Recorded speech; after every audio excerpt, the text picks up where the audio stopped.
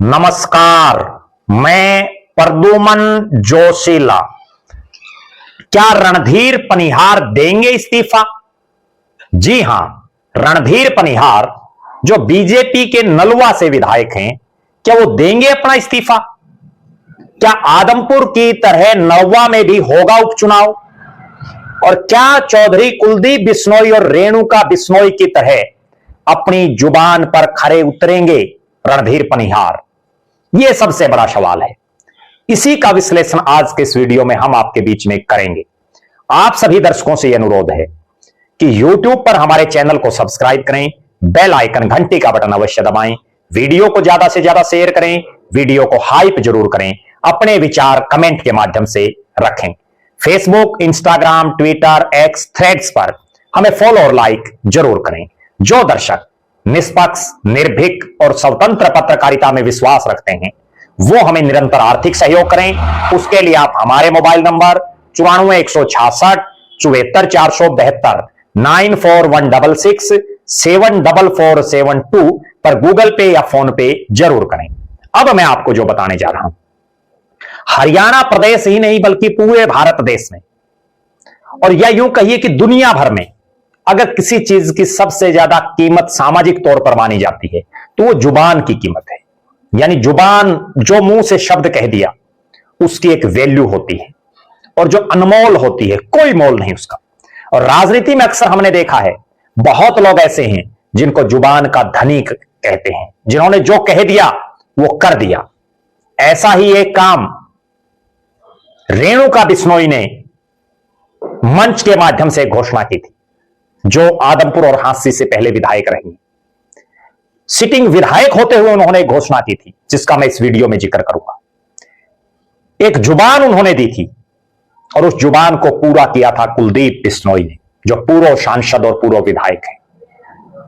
अब क्या इसी तरह से रणधीर पनिहार ने भी एक बात बोली थी विधायक बनते ही, क्या आप वो उस बात पर खरा उतरेंगे?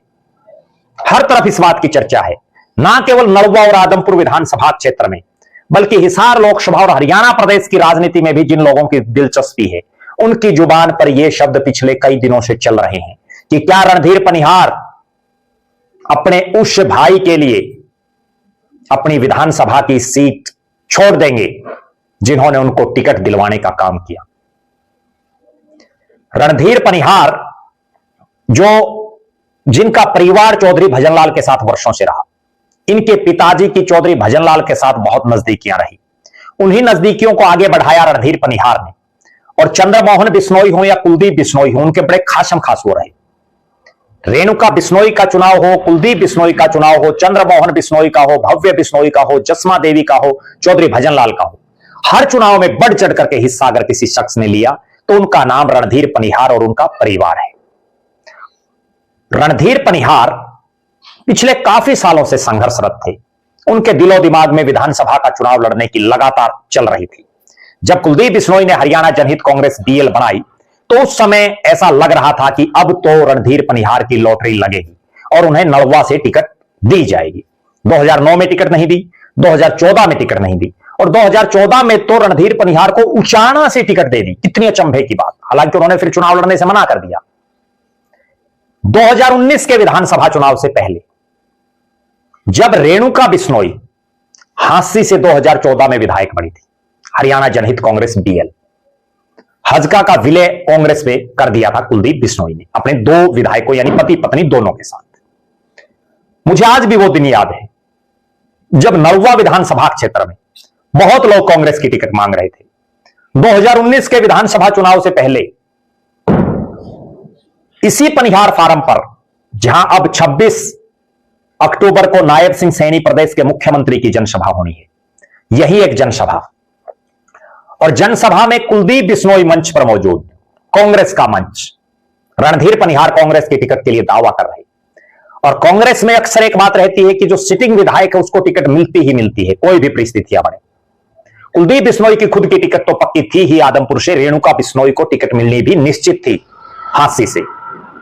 लेकिन भरे मंच पर रेणुका बिश्नोई ने एक घोषणा की और एक ऐलान किया डंके की चोट पर, और अपने पति कुलदीप बिश्नोई के सामने बात कही कि मुझे टिकट मिले ना मिले, लेकिन रणधीर पनिहार को टिकट मिलनी चाहिए। और कुलदीप बिश्नोई ने भी उनकी बात का मान रखा और कहा कि डंके की चोट पर मैं रणधीर पनिहार को टिकट दिलाऊंगा। और पूर्व वित्त और गृह मंत्री जो 2009 में नलवा से विधायक भी रहे, प्रोफेसर संपत सिंह जैसे इतने बड़े कद के नेता की टिकट कटवा करके रणधीर पनिहार को टिकट दिलवाने का काम कुलदीप बिश्नोई ने किया। हालांकि वो चुनाव हार गए। 2024 का चुनाव आया, नलवा से लगातार 2 बार के विधायक, पूर्व राज्यसभा के सांसद, विधानसभा के डिप्टी स्पीकर और पार्टी में बैकवर्ड समाज का बहुत बड़ा चेहरा रणबीर गंगवा। सबको लग रहा था कि रणबीर गंगवा की टिकट नहीं कट सकती, लेकिन चूंकि कुलदीप बिश्नोई को यारों का यार कहा जाता है, कुलदीप बिश्नोई अपनी यारी के लिए किसी भी हद तक जा सकते हैं और उन्होंने वो कर दिखाया जिसकी कल्पना नहीं की थी। रणबीर गंगवा की नलवा से टिकट कटवा करके रणधीर पनिहार को नलवा से टिकट दिलवाई और टिकट दिलवाने के बाद अपने बेटे के चुनाव, भव्य बिश्नोई के चुनाव को ढीला छोड़ करके रणधीर पनिहार के लिए नलवा में गांव गांव जाकर के वोट मांगे और अपने चुनाव की तरफ, अपने बेटे के चुनाव की तरफ ज्यादा ध्यान ना देने की वजह से कुलदीप बिश्नोई का बेटा चुनाव हार गया और रणधीर पनिहार जीत गया। जब चुनावी परिणाम आया, चौधरी भजनलाल का बेटा उन्हीं के गढ़ आदमपुर में चुनाव हार चुका था।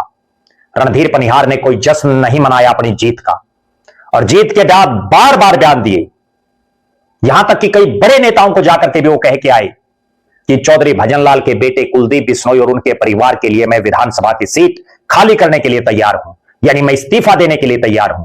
कुलदीप बिश्नोई साहब लड़े या उनके बेटे लड़े या उनकी धर्मपत्नी लड़े। मैं एक वाक्य और आपको याद दिलाता हूं। सन 2022 कुलदीप बिश्नोई कांग्रेस के विधायक, जो ही प्रदेश अध्यक्ष हुड्डा गुट से चौधरी उदय भान को कांग्रेस ने बनाया, उन्होंने कांग्रेस छोड़ दी, विधानसभा से इस्तीफा दे दिया, आदमपुर में उपचुनाव हुआ और अपने बेटे भव्य बिश्नोई को चुनाव लड़ाया।